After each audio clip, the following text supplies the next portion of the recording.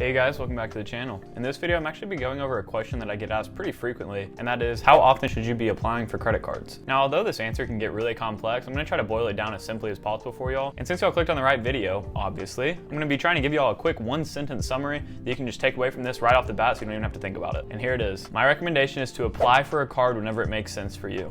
Now, obviously, it's not very descriptive, so in this video, I'm gonna be going a little bit more in depth, depending on where you are in your credit card journey, as well as what your current goals are with credit cards. And I'll also dive into some of the factors that will help you get approved for credit cards on a more frequent basis. Let's go ahead and jump right into it. So the first thing that you have to understand is that there are two main things that lenders will be looking at in order to determine your credit worthiness, meaning will they actually approve you for this card that you're applying for? And those two things are one, your credit score, and two, your income. Now here I'll actually go ahead and dive into what a credit score is, what it's composed of, and how you can actually increase it quickly, as well as how to optimize it in order to get approved for cards if you're applying on a more frequent basis. So the first thing to note is that your credit score is composed of 5 different factors, those being your payment history, which makes up 35%, and that's basically just how long you've been making on-time payments and how many on-time payments you've made. 30% is made up of amounts owed, which is basically your credit utilization, and all that really means is how much credit you use compared to how much the banks give you, which would be your credit limit. 10% is made up of new credit, and the main thing that you'll be focusing on here with new credit is basically how many new accounts you've opened in the recent past, and that'll be shown in your reports as hard inquiries, so you want to keep that down to as low as you can, but as you'll see later, I really don't think that these are a big deal and you shouldn't be so scared of them. 15% is made up of the length of your credit history, and that basically just means the average age of your accounts. So this is a big reason why you never want to close your oldest accounts, because obviously if you close your oldest account, then your average age is going to drop a lot, which means that your credit score would go down. And lastly, 10% is made up of your credit mix, and your credit mix can be composed of different things like mortgages, car loans, student loans, credit cards, of course, but mainly they just want to see that you have a wide mixture of different credits. But since it's only 10%, this isn't something you should be worried heavily about. So now let's go ahead and talk about how we can actually use our credit score to help us get approved. So as we just talked about, there are two main categories that make up a majority of your credit score. That would be the payment history, which is worth 35%, and your credit utilization, which is made up of 30%. So combined, those two make up 65% of your score, which is a huge chunk. So if we can focus on getting these as good as possible, then obviously that's going to optimize our credit score the best. So for payment history, we know that in order to have a high score there, we need to basically never miss a payment. Not only that, but you don't also want to just be making the minimum payments each month, because if you were to do that, you would still be accruing interest on that outstanding balance. And obviously, if you can't pay more than the minimum balance, then the credit lenders are going to think that you can't pay back that full amount that you borrowed from them, putting on your card, and that will lower your chances of being approved for a card. Now moving over to credit utilization, in order to improve this score, we basically just want to keep our credit utilization as low as possible. Now there are a lot of different controversies out there, whether you should keep it at 0% or if you should actually put some money on your card each month to show the lenders that you're actually using the cards. And for me, I'm not really convinced either way just yet, but if I was to lean to one side, I would think that it's best to at least keep a very small balance on your card just so they know that you're using it, and at the very least, they won't be closing your accounts for inactivity. So you want something reporting to the credit bureaus, but you don't want too much. I'd keep that under 10%. I try to keep mine generally around 1%. And the way I do this is actually easier than you probably think, and it's not just because I spend less than 1% of my credit limit each month. That's not how I get there. Sometimes I will be spending a lot more than that, depending on the card itself, but the way that I keep that card's utilization low is I actually go in before the statement date close, and I make an early payment to that card in order to keep my utilization down to about 1%. Now obviously this isn't going to be too hard to do if you're active with your credit cards, but if you're someone that just likes to set it and forget it, this is going to be a little more difficult, and you just need to keep an eye on your spending in that case. Now let's move over to how your credit score will actually be affected after you presumably get approved for a new card. So one of the negatives in this case is that every time you apply for a new card, generally you're going to get a hard pull on your credit score, which will lower your point by a very small amount and very temporarily. Usually it dings your score by less than like 5 points every time you have a new hard inquiry, and those hard inquiries actually drop off after 2 years. So these aren't something that you should be super worried about all the time. I know for me, I was really worried about getting a new hard inquiry on my account every time I've applied for a new card, but I've learned over time that this is not something that you should really be worried about. And I try to think about it as like a temporary drop that's just the cost of doing business with the credit card lenders. Your score is going to drop by, let's just say, 5 points right after you get a new card. But as you'll see later, we'll be able to actually increase our score with that new card. And within a month or two, your score is going to be up above where it was before and hopefully a lot higher. Also, whenever you get approved for a new card, it's important to note that your length of credit history is actually going to decline. And that is because the overall average age of all of your credit cards is going to drop whenever you add a brand new card into that mix. But as we talked about earlier, that is not part of the 65% of your credit score. So it's only making up a very small position of that overall score. And this isn't something that you should be worrying about either, because obviously if you're constantly applying for new cards, like many people in the credit card industry do, then your average age is always going to be pretty low. The note here is just to never close out your oldest accounts. There are reasons that you might actually want to in the future, but if there's no annual fee and you can charge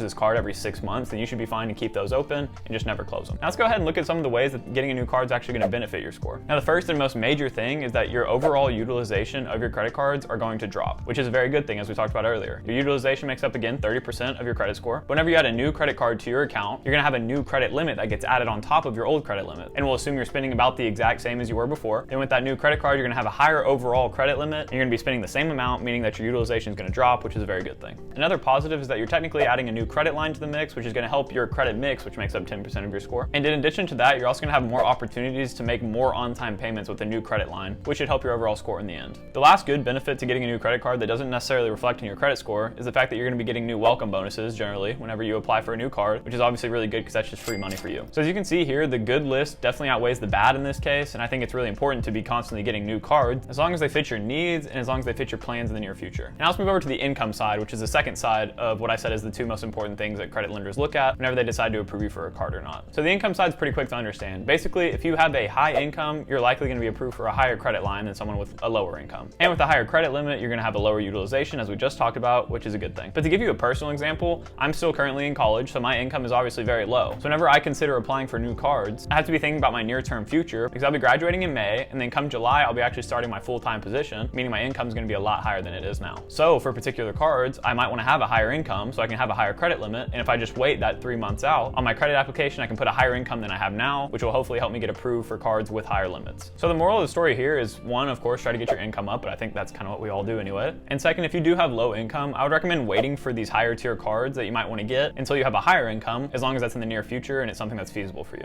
Now let's go ahead and move into my recommendation when it comes to getting a new credit card and how often you should be doing that. My first question to you, if we were talking about this face to face, is are you new to credit or not? And if you are new to credit, I would personally recommend that you only get 1 to 2 cards in that first year of you establishing your credit. And the reason for this is because this is a year that you really need to be focusing on building your credit. Because if you're someone that doesn't have a credit history yet, it's gonna be pretty hard to get approved for some higher tier cards with good benefits. So right now you're not really focused on maximizing the rewards you can get, you're really just focused on actually getting that credit history established. So for your first card, I would either consider getting a secured card or a student card. And for me, I actually got the Chase Freedom Student as my first card. And in this video up here, I actually talk a little bit more about that card and what I like about it, as well as some other cards that I got afterwards. And those cards were some that really helped build my credit. And I also talk about in there the time difference between the cards and when I applied for them. But if you're someone that has had a longer credit history and you're really trying to maximize your rewards, and maybe you have some travel coming up and you want to get a travel credit card in order to take advantage of some of those welcome bonuses that they offer, then my general rule of thumb is to apply for a card every 3 months or so. And the reason that I say 3 months is really just because most spending requirements for these welcome bonuses have a limit of about 3 months on them. So say, it could be spend $4,000 in 3 months and get 75,000 points, something like that. So usually 3 months is about a good rough estimate of how long you should wait between. But if you're hitting those spending limits really fast, then maybe it's something that you could actually apply for more cards sooner. For me personally, it does usually take me the full 3 months to hit those welcome bonuses, so I don't even consider adding a new card until I know I can hit that welcome bonus in the future. But like I said, if you do have a really high income and you're hitting these welcome bonuses very quickly, then you can apply for cards every 1 to 2 months if you wanted to. The only catch there, of course, is that you need to be able to hit those welcome bonuses if that's what you're going for. Because if you don't hit those spending limits, then you're not even going to be getting the welcome bonus, which is kind of that whole idea of getting new credit cards, right? Now I do want to note that applying for new cards every 1 to 2 months may get you into some trouble with some banks, as some do have rules against approving you for too many cards in a short amount of time. I'm going to try to get into those next, but this video just isn't long enough to cover all of the different requirements from all the different lenders. So I'm going to try to do my best to give you a broad overview so you have an idea in the back of your head whenever you go to apply for your next card. So now let's go ahead and move over to some application rules as it comes to different lenders. So the first and most well-known rule out there is the Chase 524 rule. Basically that rule states that if you've applied for 5 or more personal credit cards in the last 24 months, you'll automatically be denied for a new Chase card. And those 5 credit cards come from any lender, so don't just think it's 5 Chase credit cards and they won't approve you for a 6th. No, it could be from any different lender, 5 personal credit cards in the last 24 months. And although this isn't a hard rule set by Chase, this has been known for years now that this is something that they do. This is the #1 rule that I consider whenever I'm applying for new cards. If you want to kind of just avoid this rule and not even keep it in your mind, if you apply for a new card every 6 months or so, then you should always be staying under the Chase 524 rule, as long as you don't get 3 or 4 within 1 year. Now moving to the Amex side of things, they do actually have a rule that you can only have 4 of their personal cards and then up to 10 of their charge cards, so I don't really think that this is an issue for most people, but it is something to keep in mind. Citi actually allows you to have unlimited cards with them, but I've read that you generally need to wait 30 to 60 days between applications. But they do have some harder set rules on their website, and you can just look that up online. And I've also heard that Discover only allows you to have 2 cards with them at a time, which is a little more restrictive, but I know that most people usually get Discover as some beginner cards and they don't really consider them after that. So hopefully this isn't an issue for you. But as I just mentioned, please go ahead and do your own research on some of these rules. This is a very broad overview, so I don't want you to go ahead and apply for a card and get denied because you didn't know about a certain rule that I didn't cover in this video. I just don't have enough time in this video to go ahead and explain all of those to you, and frankly, I don't know all of them myself. But if you'd like me to make a video going more in depth on these rules, go ahead and leave a comment, and that might be something I consider in the future. Now let's go ahead and circle all the way back to the beginning and let me wrap up with some of my final thoughts. So again, my recommendation is to only ever apply for a card if you need it. And needing it can mean different things for different people. Some people need a new card because they want to build their credit history. Some people want a new card because they're about to go on travel and they need a new welcome bonus to get some points so they can pay for some of their travel. But some people just get ahead of themselves and they think that they need a ton of cards whenever in reality they actually don't, and they end up getting themselves into credit card debt by trying to hit a ton of welcome bonuses that they don't really need. So I think it's a really good idea to have an overall credit card plan, and that would include all the cards that you want to get in the future and how much time between those applications you want to have. But in the end, I think with all the welcome bonuses that credit cards give you, as well as all the bonuses and perks you can get with different credit cards, as long as you don't have too many that you can't actually keep track of, and I think it's pretty realistic to be getting a card every 3 months or so to take advantage of all these different offers. Just don't get ahead of yourself and make sure you can hit that minimum spend each time, and don't overspend in order to hit these limits, please. The last thing you want to do is get in credit card debt, because then all the bonuses that come with credit cards are getting wiped out by your interest payments. But at the end of the day, as I mentioned in the beginning of this video, the answer to this question is very complex. I think it's a person-by-person case, but I hope this video kind of helped you in giving you a general guideline of what you should be following and can help you decide when you should actually get your next credit card. Thank you guys so much for watching, and if you did enjoy, please consider leaving a like and subscribe for me, and I'll see you guys next time.